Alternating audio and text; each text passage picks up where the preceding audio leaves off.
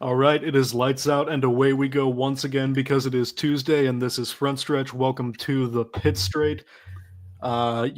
Excited to be back with IndyCar this week, somewhat excited about Formula One this past week, and still trying to work out all of our technical gremlins behind the scenes, learning how to go live and stream like the kids do. Alex Gintz, Tom Blackburn here with a pretty short, kind of casual, try to get to the bottom of it episode. What is eating Lewis Hamilton? Um, Tom, we saw Hungary and McLaren won, crazy. Lando Norris won, actually kind of not so sarcastically crazy. And Lewis Hamilton kind of stole the spotlight after this race, making some pretty maybe honest, maybe pessimistic, maybe dramatic comments about himself, saying that he's pretty much useless and Ferrari may need to find a different driver because his teammate Charles Leclerc scored the pole and finished the race in fourth, and Lewis was really nowhere to be found and finished 12th. So, like we said before we went live, that's a lot. That's heavy coming from the guy who is tied for most championships all time, holds the all-time win record, dominated the sport through the 2010s. Where do you start when someone like Lewis says something like this? Yeah, it's not very common where you have somebody like that's as accomplished as he is with all his titles. You want to compare it to like this would be, a Richard Petty, a Scott Dixon, being that honest. And I find it interesting that he's able to do that. That's kind of an interesting characteristic of him to be able to say that. I just wonder how frustrated he is and how much doubt he has as a competitor right now to where he is saying that. And saying it internally would be, understandable, legitimate, but saying it out to the media and basically being that honest with yourself, that's a fascinating characteristic of this multi-time world champion. And it's not like he's running 18th, 19th. He's still 6th in points. And this is his first year with the team. It just seems he's being really, really hard on himself. And I think that's what all the other people are saying as part of his team principle, and even his own teammate coming out and defending him, saying that, buddy, just take a chill pill. We'll get this figured out. That's what I took away. We've been waiting on Ferrari to get this figured out for quite a while, some people might say. Right. But yeah, that's another thing we touched on before we started this out is, Ferrari was somewhere last year. Charles Leclerc won 3 times. Carlos Sainz won once after it was already clear that he was going to be out of this car at the end of 2024. It's easy to gather all the boys around the campfire and say negative things about the Ferrari Formula One team. There are probably plenty of people where that is their social life. Mm-hmm. But this is really, Lewis had to have known the state of the team when he signed the papers, and there was some part of him that said publicly, this is a childhood dream. Mm-hmm. But when you're a 7-time Formula One champion, you don't go to Ferrari to fulfill a childhood dream and then act like this when Ferrari acts like Ferrari. Alex, he's in a situation where he's not like going to a team and he is Alpha Omega. He's with Leclerc, who is clearly this quality driver on their team. So what did he, this is possible. Like this would be possible. And then add on top of that, McLaren stepping up their A game massively today. Somebody in the grid was going to have to take a step back. And is this not what somebody had to do it? Maybe it's Ferrari, and this is just kind of eating away at Lewis because he won last year. He won 2 races after being winless in 23. And maybe he's going through 23 mindset again, and he's worried about what's going on this year. But I mean, he's still finishing anywhere between fourth. He has no podiums, which I don't know if that's a big deal in Formula One. We say it all the time in IndyCar, but fourth through eighth since the first race. And of course, he had the 12th. It was one race, and poor guy. Maybe he's just kind of not used to being second fiddle as Charles Leclerc is doing. That I was waiting on some kind of segue opportunity to present itself, and you never let me down. I never let you down. You're the only person in the history of the world that could be able to say that. So I'm glad it's you. We'll keep it up. Yeah, I want to remain the only person. Yes. So, especially as the Mercedes days went on, and we went through 2014, and Mercedes just came out of nowhere, dominant as could be. That lasted through 2020, really, and some people could argue 2021. Mm-hmm. And the only time Lewis was really challenged all the way to the end in that period was 2014 and 2016. And in 2016, it didn't go his way. The third or fourth race of 2017, Lewis was asking the team to have Valtteri get out of the way so he could finish. Wasn't even challenging for the win. It probably wasn't the third race. I think it was Hungary 2017. They did that. There was another one. And from 2017 to 2020-ish, there was a lot of talk about it's the car, which in Formula One, it's always the car. Like Zach Brown has said that recently. The idea that this is just a driver's series is simply wrong. Yep. I digress. Unfortunately, from 2022, when the new regulations came into effect and Lewis had his first winless season, we've been forced to confront this question of how much of Lewis Hamilton's dominance was Lewis Hamilton being in the best car. And I hate that we're in a situation now where Lewis's own words are giving credence to the idea that so much of his, again, record-setting, historic, unprecedented, probably will never be repeated success may have been down to the car. That's a fascinating point. So throughout his entire domination, that was one of the biggest criticisms from at least the American fan base was, how are we able to, led by Alex Gintz. Yeah. And most of Twitter, how are we able to quantify how great this driver is when I love using Joseph Newgarden's comment from his 2023 Indy 500 win? Formula One is the pinnacle of racing technology. How on earth are you going to be able to judge that across the grid in time when he is kicking butt in such great equipment? And, it's a legitimate question because Mercedes starts taking a step back as Verstappen starts stepping up. And look at how, and Verstappen doesn't even have the best car. Look at his teammate and look what Yuki is doing. That motherfreaker is just like, Red Bull is an anchor and he is dragging it towards like the constructor championship, trying his best, right? Because he's that talented. And maybe this is starting to, like, that spotlight is questioning you. But at the same time, how old is Lewis now? What's his age? He's got to be in his... I believe he's in his 40s now.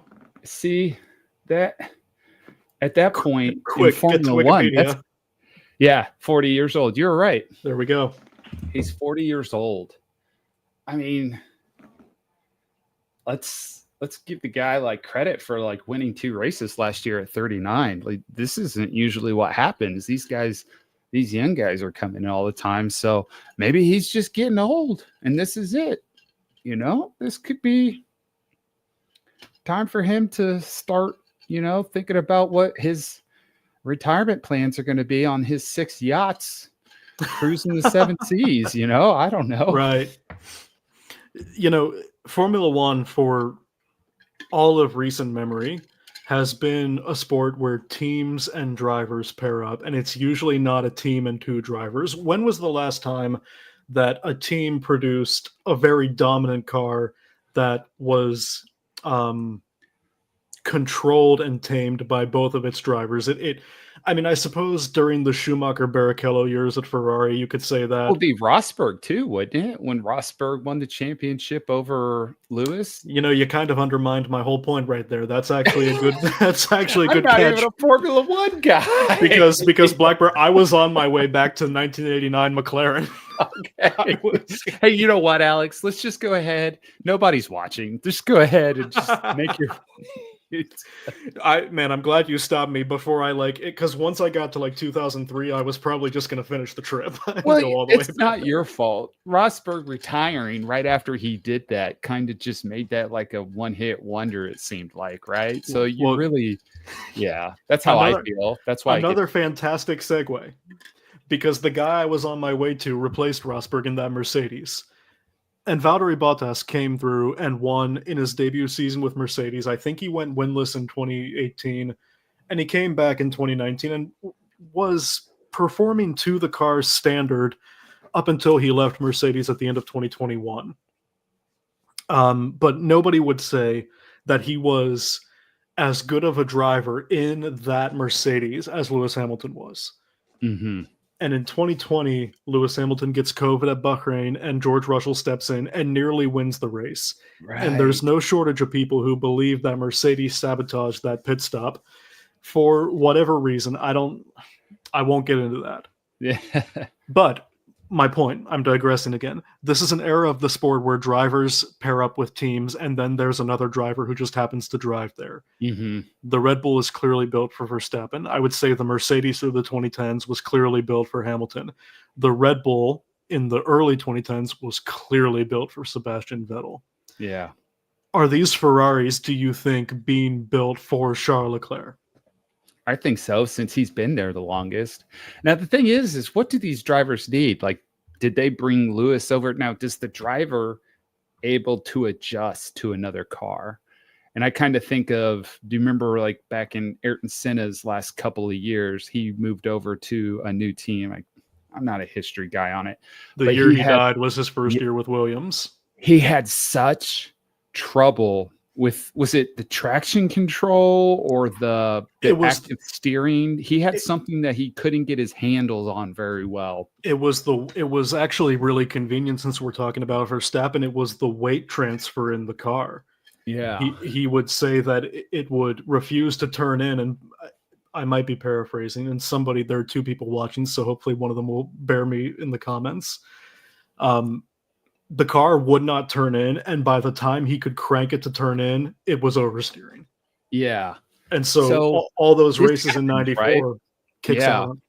Yep. I'll never forget that. I actually watched that race, and anyway. No, not anyway. That's huge. Yes. Go tell the story. Really old. I was in 4th grade. Oh dear. Yes. I just remember watching that race, but I didn't realize until much later that he was literally up to that point trying to figure out how to drive that car. And that was what was so great about him, is that I love drivers who you don't build the car to them. They actually will adjust to the car. And I wonder if this is something that, if Lewis is able to do that, is he able to try and figure out how to make, he's been around the block a long time. Can this dog learn new tricks? Can he end up figuring out how this car that works for Leclerc clearly is going to work for him?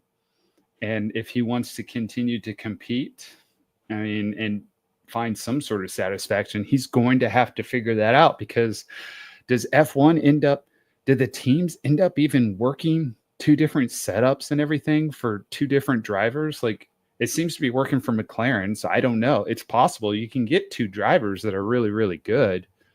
Are they going to be able to do that for? I would think you only bring Lewis Hamilton there to make both cars very good, not just Leclerc, but both. I mean, he's a 7-time champion. You're going to want them to push each other. This is where my lack of, what would you say? I need to be very careful journalistically here. I'll say my lack of enthusiasm surrounding the current state of F1 starts to shine through, because there are some drivers in Formula One who it's like, it's well known that they prefer oversteer to understeer. Max Verstappen likes to drive his car on the tip of a pencil, where somebody like Lewis kind of prefers to be able to crank the car around a bit. Somebody like Jensen Button was really, really smooth. Fernando Alonso can drive anything for some reason. I don't know how much, the current regulations, such as the more simple designs that the front wings have to adhere to compared to previous regulations, or the ground effect, the underfloor specifications. I can't speak on it, but obviously you have one car, but you have two race engineers because you've got two drivers, and your garage is divided into two sections, and Mm-hmm. they're these guys are competitors. At the end of the day, the people who aren't on Leclerc's side want their car, whoever's driving it, to finish ahead of the number 16. Hey, if they were able to get Brad Pitt and JP in the Formula One movie to be competing for the lead in the same race, I have no doubt that Ferrari is going to be able to do this. And do they have new modifications coming at any point between now? Don't they have like different stints where they're able to modify the car or something like that? And maybe they have new pieces that are going to fit his driving style. I haven't heard anything about an upgrade package coming from Ferrari specifically. Now, granted, I'm not the most engaged. However, we are kind of in the summer break right now, and next up is the Netherlands all the way, the last week of August. So the teams will be looking to come with something, but we don't know what Ferrari has done budget wise. We don't know. Here's the other thing: we don't know if Lewis comes back. He's 40, man. And I don't recall this being a multi-year deal. I could be wrong. Nobody's watching now, so maybe I won't get called out immediately. But to your point, they checked out. To your point, does he come back? How much money, and new regulations next year anyway, how much money does Ferrari want to spend, when they could be starting a clean slate all over again next year? It's not uncommon for teams to sacrifice a season to get ahead of the regulations. Does he seem like the Alonso type to you that will want to stick around and run anywhere from mid points to out of points for a couple more seasons? Would a 7-time champion want to do that? This is more interesting than what I was about to ask you. God, you're on fire tonight. More a 7-time champion.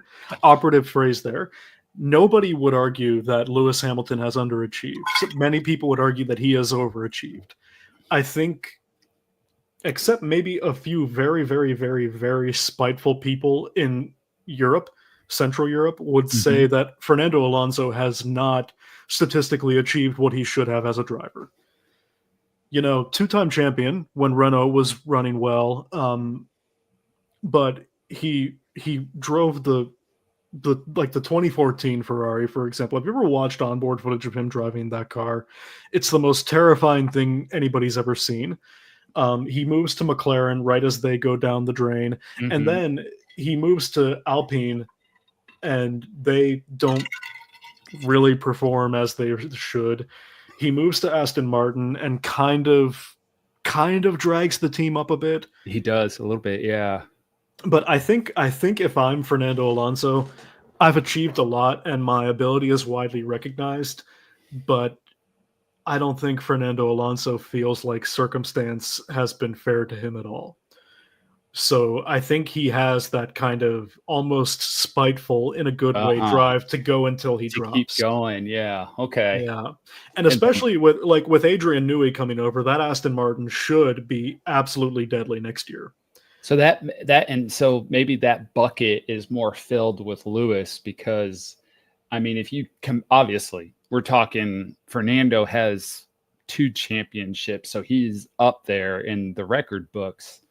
But we're talking about 2 drivers whose sustained level of success is different. Right. And Alonso has been, when was the last time he won? Like 2017? 2013. Dang. Yep. Yeah. He's still going, right? Well, we're only 2 winless seasons, and then Lewis had that brilliant run there from Silverstone to, and then he won the Belgium Grand Prix and he finished third at Hungary. So had a really good year last year when things were looking better for Mercedes. Maybe that was enough to just call it good. It'll be interesting to see what happens when the season ends and whether he is still super frustrated. Some of this too is Ferrari. They seem to consistently make poor decisions from strategy to all this stuff. It's not like he's with the team that is helping him get up with tire calls, strategy calls, whatever, to get a look at how they messed up Charles Leclerc's race. So, and what was the joke a few years ago? It seemed like Leclerc had 3 or 4 races where he was going to win and they messed up the strategy or a bad pit stop, whatever it was. Yeah. My favorite, I think I brought this up on the pit street before. It's emblematic of how Ferrari has operated the past few years. It was the 2021 in either Britain or Turkey, one of the two, and Leclerc was leading. And he said, "At this rate, where can we finish?" over the radio, asking about the strategy and whatnot. And they said, "Well, if we hold the lead, we'll finish first." That's it though, right? Like, I'm sure he's thinking to himself, like, are we going to mess this up? And well, he didn't win either of those races, for the record. They just seem to. I mean, I've got my brother-in-law watches Formula One much more in depth than I do. Mm-hmm. And I'll say, hey, sometimes I'll check in with him and be like, hey, how's Ferrari? And he's like, Ferrari did what they do. And if that's not helping Lewis, when he had a great working relationship with his entire Mercedes team. I mean, the dude was there for what, 12 years, 14 years, 1, 2, 3, 4, 5, 6, 7, 8, 9, 10, 11, 12, 11 years. And then move into a new team, that could easily weigh on you to the point where you say, time card, clock out, and be done. I wanted to close kind of going at this from a more generalist perspective, because you're one of the few people in my personal life who actually has the self-hatred to watch basketball. Okay. Swallow your water. It's not water. Especially being from Indianapolis, right? Yeah, that's right. Yeah. Thank you. When we my bad. Yes. When we go ahead and poke that hole, that's great. Just stoke the flame. Just a little like yeah. Anyway, when we look at high performance athletes and we look at psychologically what success does to them in a positive or negative way, everything does something to you somehow. Do we, across sports, do you know of any kind of trend where a move just doesn't go well for somebody? Being from Ohio, I'm loosely following LeBron James right now because there have been rumors that he's coming back to Cleveland, which everybody in Ohio wants, but the last time he came back to Cleveland, he kind of delivered a championship, and then you're right. The team, that was just a disaster for him. As many things in Ohio tend to be if you let them play out long enough, right? So, just from a more general sports point of view, what does this look like to you psychologically for Lewis? I think that this is a fascinating study of just the competitiveness of these sports athletes. And there has been a large example size of guys who have, for one thing or another, pursued a different opportunity. They left a good thing thinking that they could go there and make it better, and it did not work out. Basketball, you see a lot of it because guys are chasing contracts. And so the teams that have the ability to offer those max contracts, they will go there and they will take the money because that's the opportunity. Lewis is in such an interesting situation because he doesn't need that. I don't know what you would know better than me. The whole reason for him to leave Mercedes and go to Ferrari is pursue a dream, maybe. I mean, he's going to get paid. I mean, Right. right? If anybody's going to. Yeah. So he has so much flexibility there. That's the part. But you and I will never understand that competitive nature because you have to be ultimate as far as your brain being wired and going out there and compete. You just can't go out there just to collect paychecks. You and I think that's probably the case for athletes, right? And I'm sure there's some that do that. But to win 7 championships, you have to be good. Mm-hmm. And it's kind of like the Joseph Newgarden thing in IndyCar. You're used to performing at this level, and everything you have consistently done that has kept you at this level is now not working, and you just are so pissed off. And what can you do to change that? And keep in mind, you're in a field of, in this case for Formula One, at least 6 other guys who are competitive and going to kick your ass if you're not on it. That, the 2 McLaren cars, Max, his teammate Charles Leclerc, and the Mercedes cars if they have good days. Yeah. So, and mentally, dude, I think that would really, really just frustrate you. I don't think he made a bad decision with Mercedes because does Mercedes have any wins this year? 2, I believe. Okay, so they've got at least 2, but he had 2 last year. So it's not like they're kicking down doors or anything. And this has Leclerc won a race yet this year? He hasn't won a race this year. So they just got to be patient with it. And wasn't it last year? Like, didn't McLaren come on strong after the summer break? Like, didn't they get some changes and they came back from the summer break and that's when they started taking off. Yeah. Maybe that happens with Ferrari. You got so much experience down there in Italy, and this is Enzo Ferrari's team. You think they're going to sit there and not make sure that a 7-time champion is going to have everything he needs? They're going to start throwing everything at this if they haven't already, which I don't know what that is. Do it.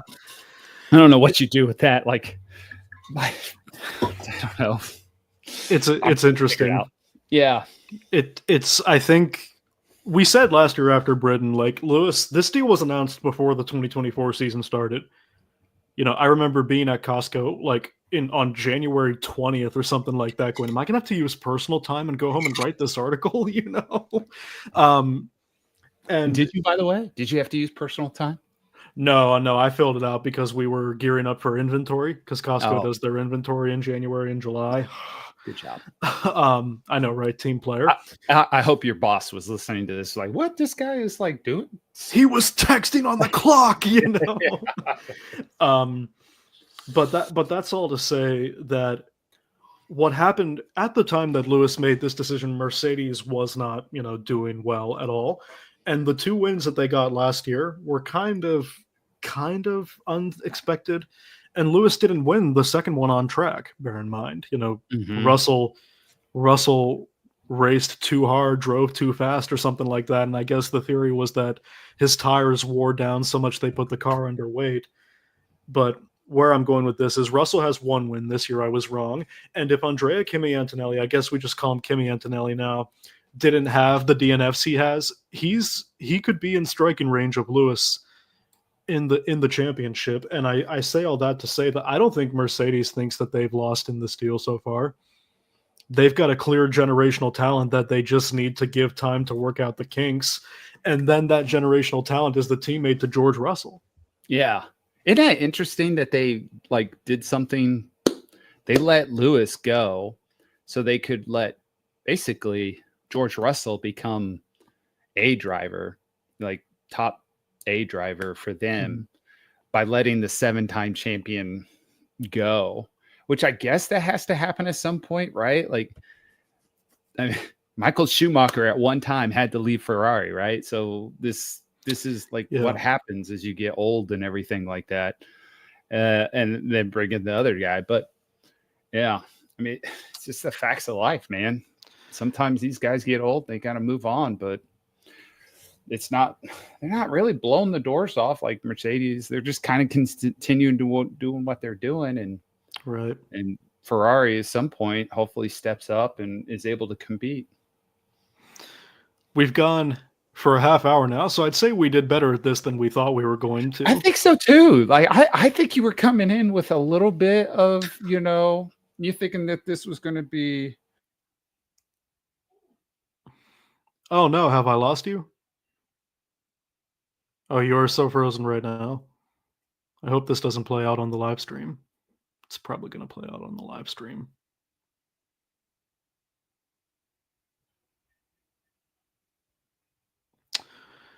Right as the view count goes up. I'm just gonna remove Tom Blackburn for a second. So, anyway, assuming that I am still here, Tom Blackburn.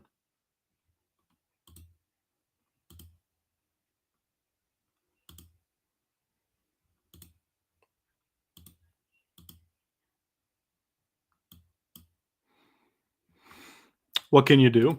So, anyway, that was the Pit Straight. If you want to catch more of what we're doing at Front Stretch, you can find all of our content on the web at frontstretch.com.